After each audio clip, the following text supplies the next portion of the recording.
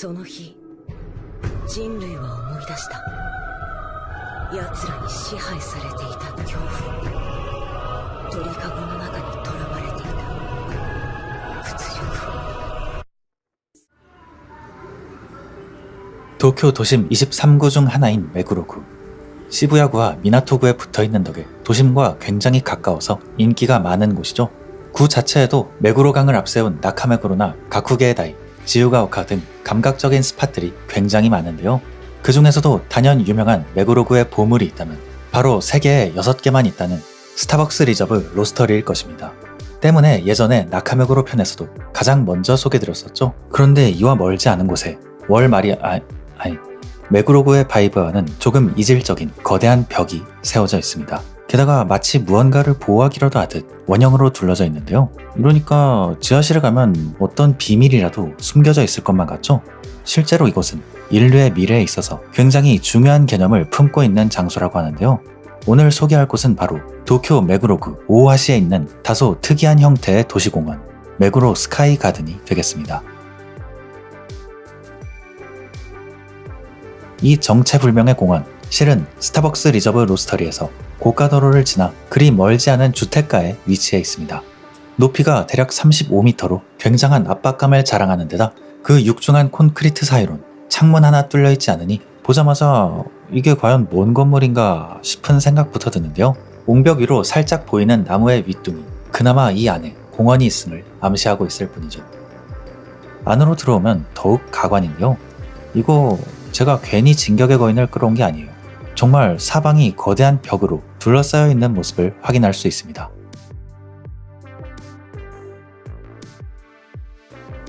그 위로 뻥 뚫린 하늘이 올려다 보이니 굳이 거인 드립까지 치지 않아도 나름의 경외감을 불러오기에는 충분한 스케일이죠. 엘리베이터를 통해 3층으로 올라오면 3층이라 써진 게 무색할 만큼 높은 곳에 생각보다 잘 꾸며진 공원이 나타납니다. 공원이 묘하게 한쪽으로 경사져 있다 보니 트레킹을 하는 느낌마저 나는데요. 벽의 아래로는 수공간과 풋살장이, 위로는 산책로와 휴식 공간이 있으니 이거 뭐 정말 주민들을 위해 있을 건 다 있는 공원이긴 합니다만 그게 공원의 기형적인 형태에 대한 대답이 되지는 않죠. 이거 뭘까요? 도쿄의 한복판에 뭐 진짜 거인이라도 들어가 있는 걸까요? 네, 새삼스럽게도 이 벽은 단순한 공원이 아닙니다. 정원 가장 높은 곳으로 올라오면 이 벽의 진실이랄까요? 한켠에서 고가도로가 하나도 아니고 무려 4갈래로 뻗어져 나오는 매우 기괴한 장면을 마주할 수 있습니다. 그러니까 지금껏 벽이라고 여긴 이것은 그냥 도로도 아닌 고속도로, 그것도 바로 발밑까지 자동차로 가득 찬 4층 터널 구조로 된 분기점 위에 세워진 공원과 맨션이었던 것인데요. 반대쪽에서 보면 그 괴랄함이 더욱 증폭됩니다.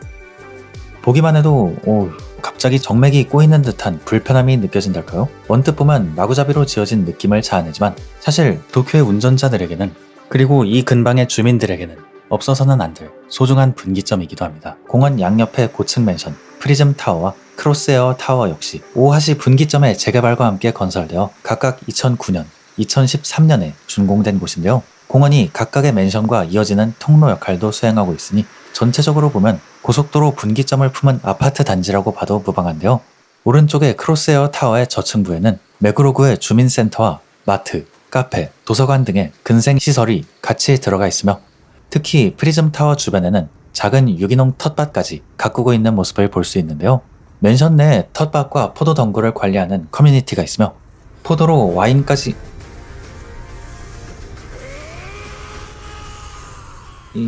담근다고 하니 여러모로 주민들의 애정어린 공간으로 사용되고 있는 건 확실해 보입니다.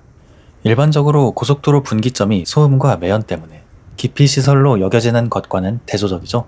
아주 소중한 벽이기 때문에 어느 의미에서든 이 벽이 무너지지 않도록 조심할 필요가 있겠습니다.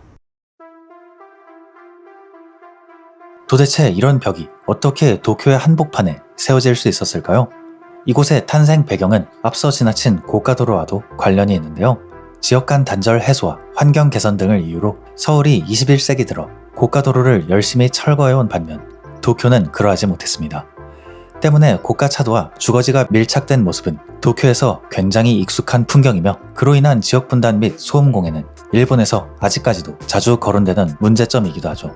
그럼에도 인류는 결국 답을 찾는다고 했던가요? 고가도로가 많은 이 나라에서 반대급부로 발전한 것이 있는데요.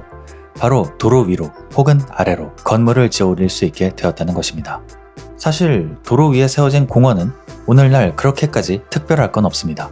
하지만 도로 위로 공원을 넘어 건물을, 그것도 빌딩을 올리겠다면 아예 다른 차원의 이야기가 된다고 합니다. 난이도 때문이라기보다 제도적인 이유가 더 큰데요. 건물이 들어서려면 일단 공간이 필요한데요.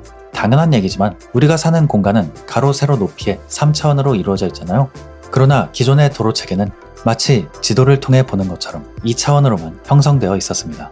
때문에 부지에 빈 땅이 있거나 건물을 올릴 기술이 있어도 도로구역에 해당하기 때문에 인허가를 받을 수 없었다고 하죠. 그렇기에 일본에서는 1989년부터 입체도로라는 제도 개선을 통해 2차원으로 존재하던 도로 체계를 3차원으로 업그레이드하여 한 지점에 여러 개의 주소지가 형성될 수 있도록 하였습니다. 도심 속의 유휴지 활용이 물론 중요하긴 하지만 그렇다고 닥치는 대로 올리면 진짜 난개발 그 자체가 되겠죠?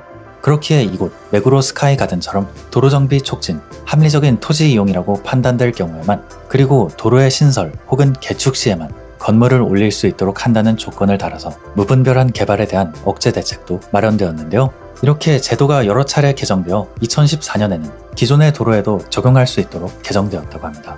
이전에 긴자편에서 보여드린 긴자6가 바로 개정된 제도를 통해 태어난 건물인데요. 오늘날 이 제도를 영리하게 이용한 건물들이 가지는 위상을 생각해보면 정말 가능성이 무궁무진한 제도라고 볼 수 있겠습니다.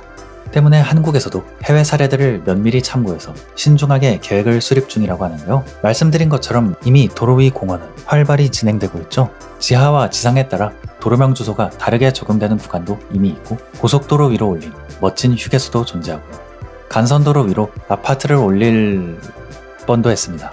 이렇듯 여건상 아직 넘어야 할 것들이 많아 보이는데요. 마침 입체복합 수직도시로 조성하겠다고 밝힌 용산국제업무지구 개발이 다시 땅 올림을 시작하고 있으니 한국에도 멋진 수직도시가 조성되기를 바라봅니다.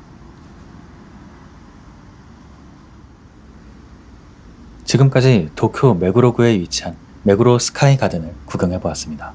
이해하기 약간 어려운 개념도 포함되어 있었는데요. 어떠셨나요? 지금부턴 모두가 이해하기 쉬운 근처의 맛집을 하나 소개드릴까 합니다. 스카이 가든에서 강 건너에 바로 위치한 라멘집 야쿠모가 되겠습니다.